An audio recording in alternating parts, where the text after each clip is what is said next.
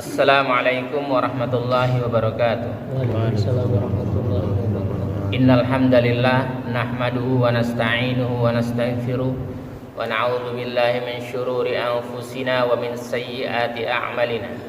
May yahdihillahu fala mudilla lahu wa may yudlil fala hadiya lahu.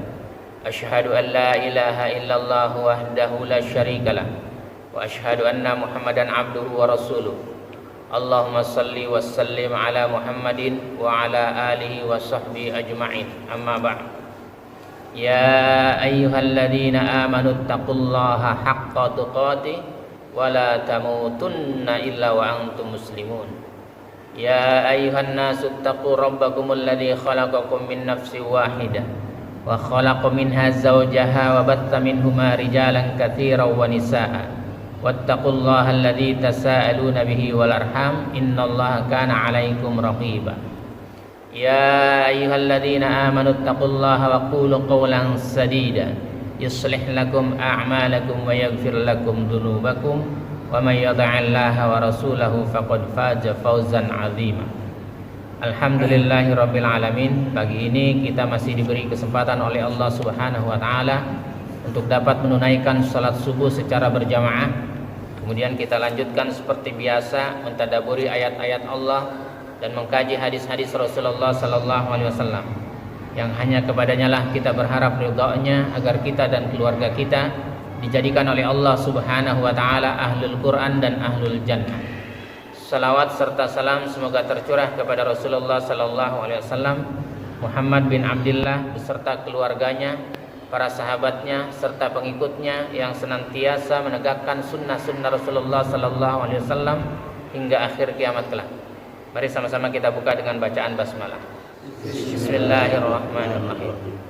Hari ini kita belajar tentang orang-orang yang wajib zakat ya. Siapa saja orang-orang yang diwajibkan untuk membayar zakat. Di surat 6 ayat 141 ya.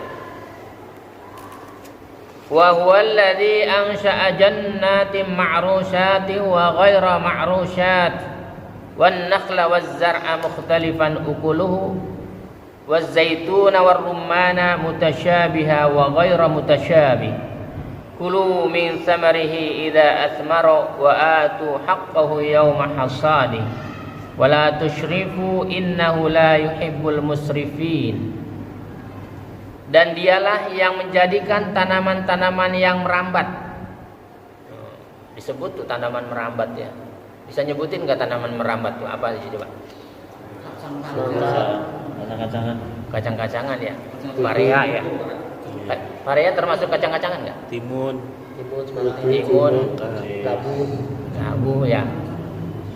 Bisa ya nyebutin ya. Ada tuh tercatat di dalam Al-Quran tuh tanaman-tanaman yang merambat. Ya. Dan dialah yang menjadikan tanaman-tanaman yang merambat. Padahal baca Quran tapi artinya juga kadang suka nggak ngerti itu tanaman merambat itu ya. Padahal Pak Lastono udah berapa kali khatam tuh? Udah 3 kali ini ya mau ini? Iya mau 3. Mau 3 kali ini. Gitu ya. Dan ini dibacakan ini kan? Udah dibaca. Dan dialah Allah yang menjadikan tanaman-tanaman yang merambat dan yang tidak merambat.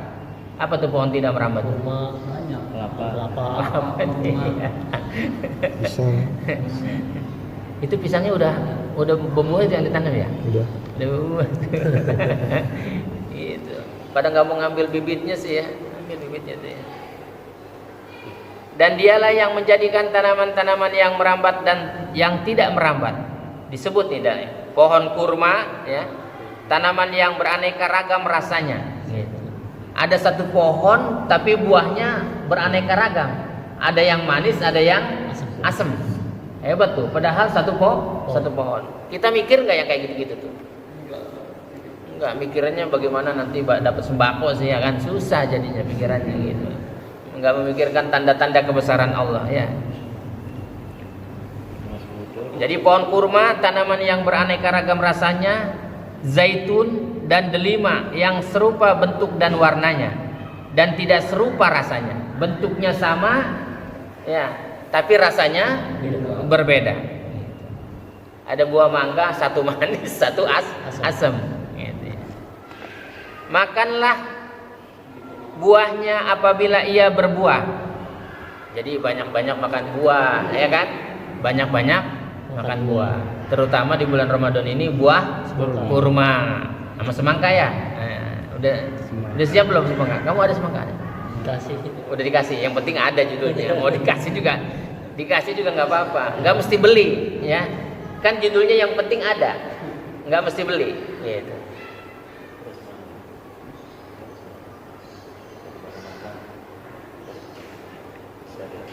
Makanlah buahnya apabila ia berbuah dan berikanlah haknya, berikanlah zakatnya pada waktu memetik hasilnya. Nah, kita mau belajar bagaimana cara berzakat tanaman, kemudian zakat emas, zakat perak, tuh beda-beda tuh ya caranya tuh ya. Tapi janganlah berlebih-lebihan. Zakatnya juga nggak boleh ngeluarin 50%, nggak boleh gitu ya. Sesungguhnya Allah tidak menyukai orang-orang yang berlebih-lebihan. Allah nggak suka dengan orang yang berlebih-lebihan. Apalagi baca selawatnya berlebih-lebihan gitu, ya kan? Mending selawatnya bener ya, gitu. Selawatnya bikinan sendiri, teriak-teriak gitu, nggak jelas. Coba selawatnya yang bener, pasti dia juga nggak teriak-teriak. Coba kau selawat yang bener yang diajarkan Nabi. Allahumma sholli ala Muhammad wa ala ali Muhammad. Bisa nggak teriak? Coba begini teriak, pasti nggak bisa. Hah? Gak bisa. Tapi kalau buatan orang itu selawat, pasti bisa bikin teriak-teriak. Itu bedanya syariat Islam dengan punya Nabi sendiri. Jadi zakat diwajibkan kepada orang yang Muslim, ya, orang yang Muslim yang merdeka. Ya. Kalau nggak merdeka, dia nggak wajib zakat dan memiliki nisab. Memiliki hartanya yang bisa dihitung jumlahnya, yang sudah ada ketetapannya. Dari segala jenis harta yang wajib dizakati, kayak ternak, tanaman, emas, uang juga ya. Jadi sebuah harta dianggap telah mencapai nisab apabila memenuhi kriteria ya. Harta dianggap telah mencapai nisabnya apabila memenuhi kriteria ya. Yang pertama, lebih daripada kebutuhan pokok. Kira-kira kita udah lebih belum kebutuhan pokok? Pas-pasan ya? Hah? Pas-pasan. Nasibnya lemah banget gitu ya kan? Pas-pasan ya? Jadi sudah lebih dari makannya sudah lebih nggak? Lebih. Sandang? Lebih. Baju? Ya. Tempat tinggal? Kurang. Nggak punya. Kontrak ya.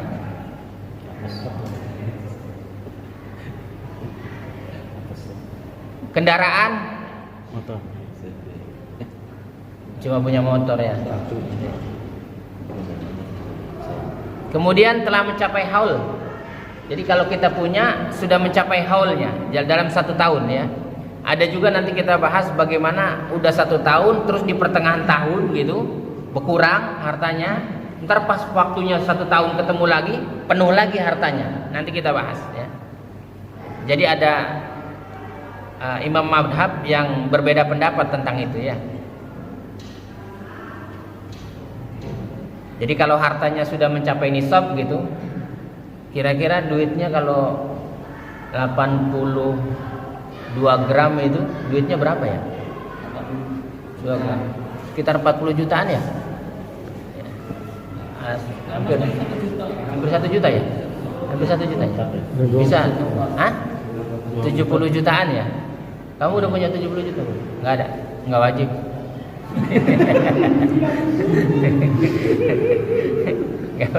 Nggak wajib ya. Jadi kalau dia punya 70 juta nih sekarang nih, kemudian tahun depan segini juga 70 juta juga itu kena zakat. Tapi ada yang berpendapat ya dari Abu Hanifah tuh kalau di tengah-tengah umpamanya bulan Ramadan sekarang 70 juta, ntar di bulan Syawal tinggal 1 juta duitnya gitu sampai bulan Rajab gitu. Tiba-tiba ntar di Ramadan lagi duitnya segitu lagi dapatnya 70 juta. Dia nggak kena zakat. Karena dihitungnya mulai dari itu lagi. Dihitungnya dari mulai kena nisabnya. Itu pendapat Imam Abu Hanifah. Tapi kalau pendapatnya Imam Nawawi ya, bermadhab Maliki dan Imam Ahmad, dia pokoknya ketika dia kena nisab mau habis kek gitu, nanti pas ke tengah 1 tahun lagi dia kena lagi, dia kena wajib zakat. Iya, itu termasuk Imam Syafi'i. Ini enggak, imamnya enggak jelas soalnya. Imam Syafi'i bukan, Imam Ahmad bukan, Imam Abu Hanifah bukan, Imam Malik bukan. Imamnya Imam apa? Imam Esqaifin. Gimana jadi susah ya. Kalau bermadhab salah itu repot ya kan. Bermadhabnya salah. Ngakunya madhab, tapi dia nggak paham tentang madhahibul arba ya gitu. Nggak paham. Jadi kalau harta tergantung kita. Mau kita kena harta yang kena nisabnya atau tidak gitu ya. Kemudian zakat harta anak kecil dan orang gila. Kemudian ada anak yatim gitu. Ada anak yatim yang hartanya banyak, ada nggak? Hartanya banyak, bapaknya meninggal gitu. Anak tunggal dia, laki-laki lagi, separuh hartanya tuh, setengahnya dia dapat ya. Kena nggak zakatnya? Kemudian dia belum balik lagi. Maka yang ngurusinnya itu nggak boleh hartanya ditaruh saja begitu. Dia harus diputar.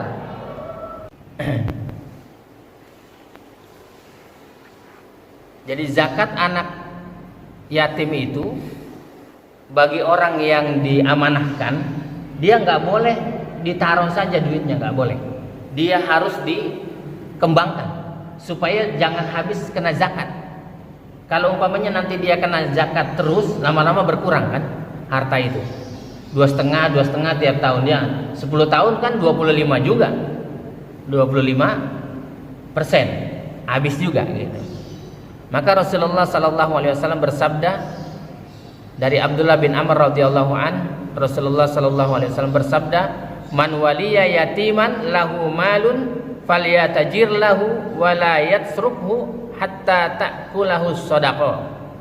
Barang siapa yang memegang urusan anak yatim yang memiliki harta. Jadi enggak boleh sembarangan ngurusin anak yatim, itu enggak gampang, ya. Barang siapa yang memegang urusan anak yatim yang memiliki harta, hendaklah ia mengembangkannya dengan perniagaan, ya. Dengan perniagaan. Cari dagangan yang kira-kira kerugiannya itu minim sekali, ya. Jangan juga dikembangkan dengan perniagaan yang membahayakan, yang menghabiskan hartanya gitu ya. Dan tidak membiarkannya agar harta itu tidak termakan oleh zakat, kata Nabi. Enggak boleh dibiarkan gitu ya. Jadi kalau ada anak yatim yang kaya, kembangkan hartanya. Jangan juga punya otak kotor ya kan.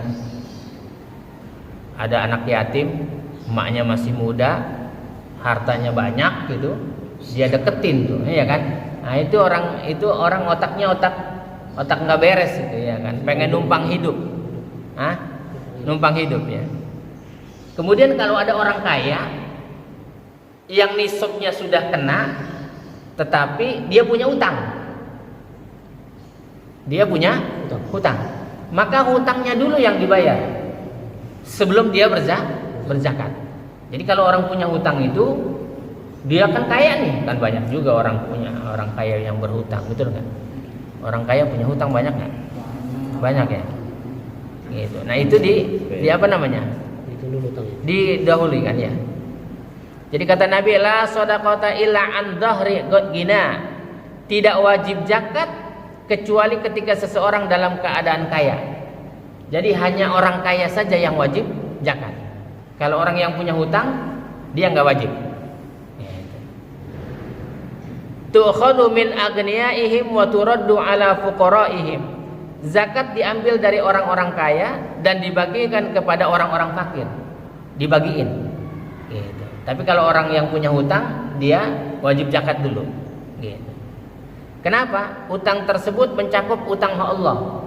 Jadi kalau orang yang punya hutang itu, dia bayar dulu. Kenapa? Zakat itu juga hutang kepada Allah. Jadi orang yang nggak berzakat sesungguhnya dia berhutangnya sama Allah, karena zakat itu hak Allah. Jadi ada orang kalau utang sama orang saja nggak baik, nggak bayar nih. Kalau dibayar baik ya, tapi kalau nggak bayar dia nggak baik gitu. Bagaimana kalau dia hutangnya sama Allah? Maka Rasulullah Sallallahu Alaihi Wasallam bersabda, "Fadainullahi ahaqqu an yuqda." Utang Allah lebih berhak dibayar. Sama orang nggak puasa gitu, itu dia berhutang sama Allah. Dia wajib qada, gitu. Dia wajib qada di hari-hari lain. Begitu juga zakat. Orang kaya nggak berzakat, utangnya sama Allah. Selama hutang itu nggak dibayar, tetap ditagih sama Allah nanti ya. Gitu. Maka kalau kita kayaknya belum ada yang kena zakat harta ya, punya kebun banyak. Ya.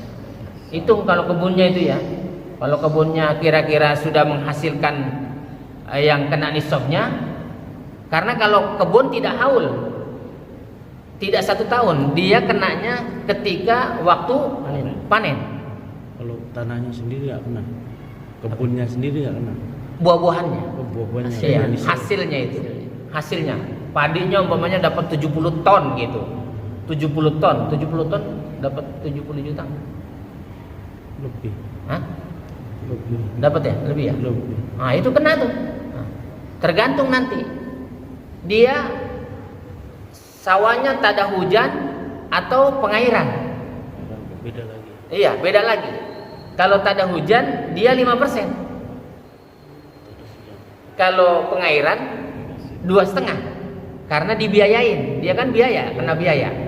Tapi kalau tak ada hujan, dia nggak kena biaya. Tanam langsung petik. Nah, gitu, ya. Gitu. Jadi zakat itu harus, nanti mana tahu jadi orang kaya semua kan. Nggak selamanya jadi orang susah, betul nggak? Kalau jadi orang kaya sudah tahu ilmunya tentang mengeluarkan zakat. Sekarang masih zakat fitrah lah kelasnya, zakat fitrah. Iya betul nggak? Zakat harta belum kan? Masa deposit nggak ada? Deposit. Berarti kalau harta misalnya kita punya tanah 10 hektar gitu kena zakat ya? Iya. Nanti hasilnya. Oh, hasilnya aja. Hasil. Tapi kalau belum berhasil, ya belum lah. Kan dia 1 tahun. Gitu ya. 1 tahun. Kemudian kalau ada orang yang wajib zakat, orang kaya, dia meninggal dunia. Dia meninggal dunia. Ya. Jadi barang siapa yang meninggal dalam keadaan berkewajiban membayar zakat, maka zakat ini diambil dari harta peninggalannya, dari harta warisnya, dikeluarin zakatnya dulu. Ya. Dan didahulukan daripada orang yang memiliki piutang kepadanya. Ya. Itu di surat An-Nisa tadi ya, surat An-Nisa. Udah ya dibuka ya. Setelah dipenuhi wasiat yang mereka buat dan setelah dibayar utangnya. Jadi wasiatnya ditunaikan, zakatnya ditunaikan, gitu ya. Karena zakat itu hak Allah, gitu. Ada orang meninggal tapi kaya, gitu. Makanya kalau orang kaya tuh ribet juga ya kan, ribet ngitungnya sampai meninggalnya suruh ngeluarin zakat, gitu ya kan, gitu. Sudah haul 1 tahun gitu ya.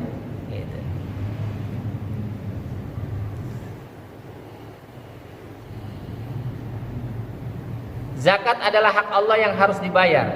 Ibnu Abbas radhiyallahu an meriwayatkan bahwa seseorang datang kepada Rasulullah sallallahu alaihi wasallam lantas berkata, "Sesungguhnya ibuku telah meninggal dan ia masih memiliki tanggungan puasa 1 bulan. Apakah aku boleh mengkodoknya?" Beliau bertanya kepadanya. Rasulullah bertanya, "Lau kana ala ummika dainun akunta qadiyatun anha." Jika ibumu memiliki utang, apakah kamu akan membayarnya? Ia menjawab, "Iya." Kemudian beliau bersabda, "Fadainullahi ahaqqu ayyuqda." Utang Allah lebih berhak dibayar.